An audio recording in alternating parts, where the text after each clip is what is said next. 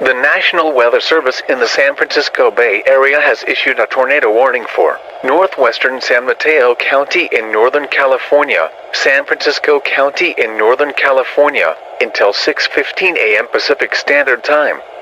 At 5:51 a.m. Pacific Standard Time, a severe thunderstorm capable of producing a tornado was located near Daly City, moving northeast at 45 miles per hour. Hazard: tornado.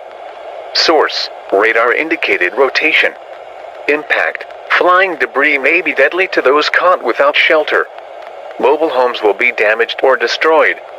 Damage to roofs, windows, and vehicles will occur. Tree damage is likely.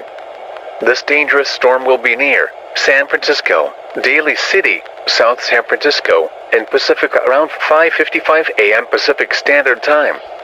Other locations impacted by this tornadic thunderstorm include Coma, Broadmoor, and Brisbane. Take cover now. Move to an interior room on the lowest floor of a sturdy building.